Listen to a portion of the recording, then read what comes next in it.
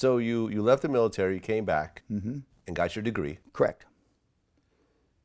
and then you started a company called the Guthrie Group.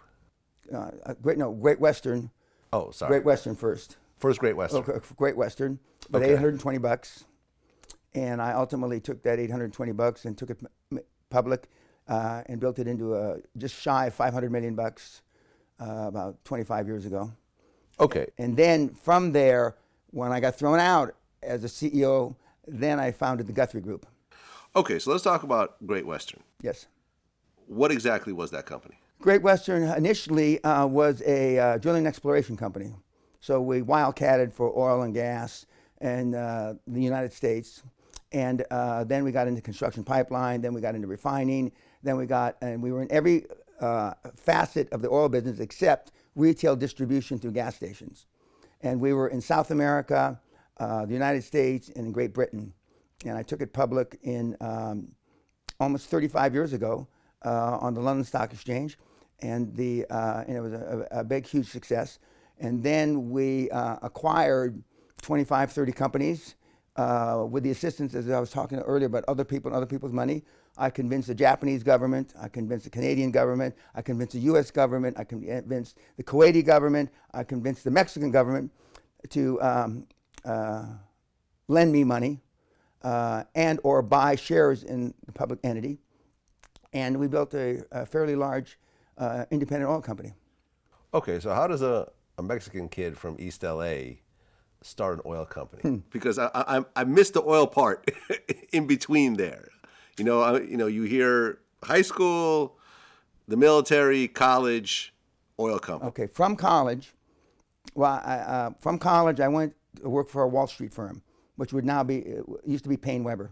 Okay, and then I went from Payne Weber to Bear Stearns, and I understood what the leverage of real money is. And as I was told you before we started, there's two big levers in life: other people and other people's money. Not your money, other people's money and other people. And I saw the oil boom that was taking off from Texas, Oklahoma.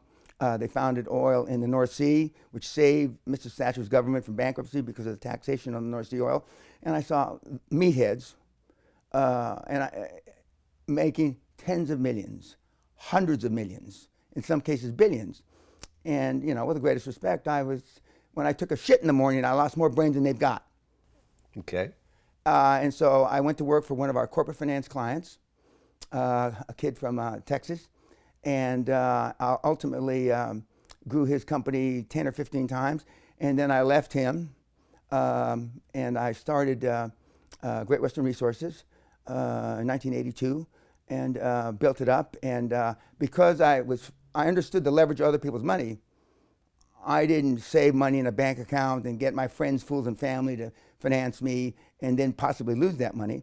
And I knew how to leverage. Leverage works two ways. It's great on the up, but it's shit on the down. And I hit the cycle almost perfectly. And I made our largest acquisition right when oil had gone from $41 a barrel to $6 a barrel. And I also got in the coal business. I was one of the largest independent coal producers. And it was quite easy, actually. Then when I got thrown out of Great Western by the shareholders, if you remember, 1990, Saddam Hussein invaded Kuwait. Mm-hmm. The Kuwaiti government owned 29.9% of us. They were the large shareholder. And our stock price dropped about 75%. At first, they thought that we weren't going to enter the war and save Kuwait. And then they thought that Saddam Hussein was actually going to take over Kuwait. Right. So any of the investments the Kuwaiti government had went down in value. And then after the U.S. and its consortium entered the war and beat up Saddam Hussein pretty easily, they thought that the Kuwaiti government didn't have enough money to rebuild Kuwait. Now, I knew how much money they had. There was going to be no problem. But by this time, somebody had to fall. And so the al-Sabah family, who still run Kuwait today, decided it was the CEO, me. So I got thrown out. I got thrown out rich.